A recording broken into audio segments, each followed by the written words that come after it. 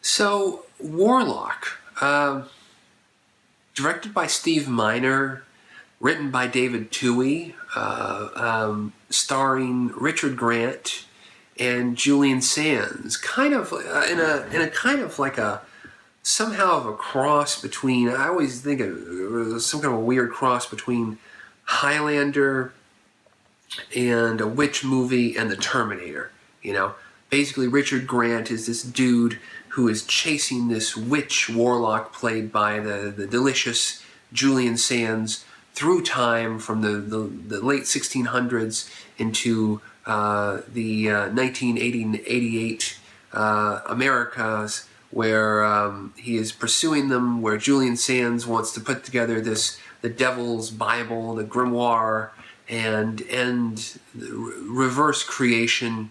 And Richard Grant is trying to stop him. Along for the ride, helping him out is the female sidekick, the inevitable female sidekick, played by the interesting Laurie Singer, who's looking more Daryl Hannah-esque in this film than ever.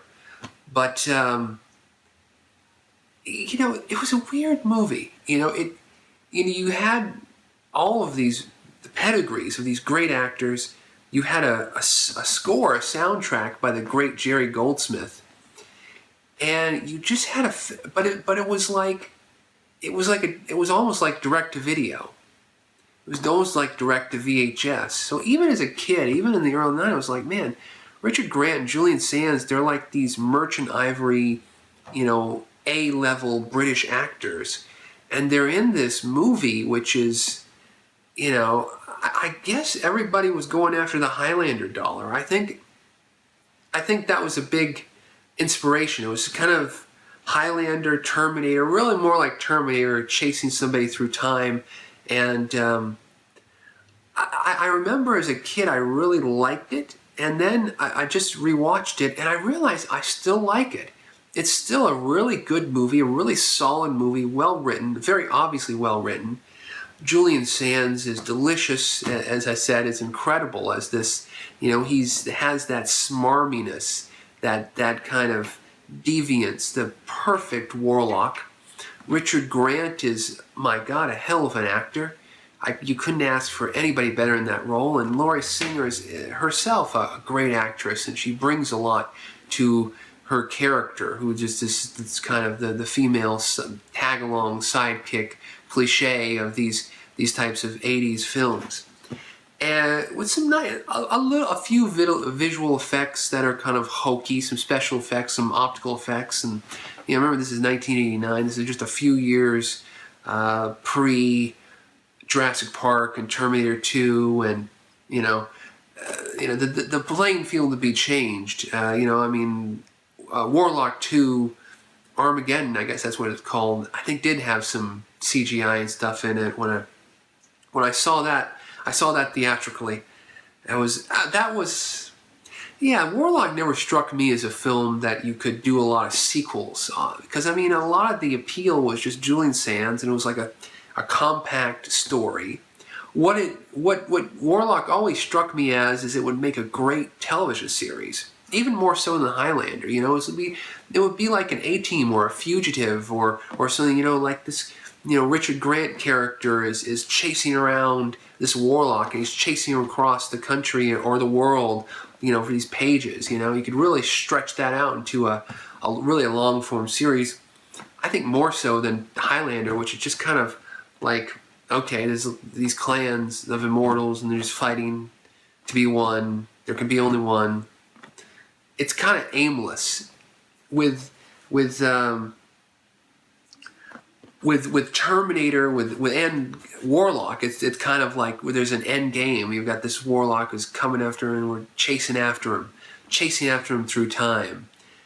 A good movie. I think I like it as much as I like Terminator. It has a lot of style, and it's like character development on the run. You know, like the Kyle Reese character is, you know, there's not really a moment where you kind of step down and he's looking at, oh, look at how everything's changed and everything. He's just constantly through the talking to Sarah Connor, through the, you know, the exposition on the go. There's that famous exposition on the go scene where he's just telling him basically what's going to happen in the future all throughout this car chase. And there's a lot of moments that are not exactly like that, but are very similar in Warlock. And you have such a great actor as Richard Grant that he's able to not stop the film with all this ridiculous exposition. Oh wow, everything's changed since the 1600s and blah blah blah. There's a few moments like that, but again, it's a lot of, you know, character development on the run through action, which is really fun, and it's a good fun movie. You know, its reputation has, I think, kind of waned in years because it wasn't released by in Europe. It was released by a lot of big companies, but in the U.S. it was released by like Trimark, you know, and Vidmark, and you know, and Markham-In and Vidmark and Trimark, companies who are more well known for like Leprechaun and that type of stuff than this really good meaty sci-fi action film, which is really good, really good. It's been released in Europe on Blu-ray, and I saw a Dutch Blu-ray of this. I've got a Dutch Blu-ray of this, and I believe it's Dutch, and it looks beautiful. The HD picture looks stunning, looks beautiful. When it was released on VHS and Laserdisc, it did look a little bit crummy. The Blu-ray does not look crummy. It looks like it cost probably 100 times bigger budget. It has a really nice posh look to it. So that's definitely, it's worth seeking out, and I'm sure it'll eventually somehow come out in the U.S. somehow, some way on Blu-ray, and it's worth a look. Solid actors, a great story.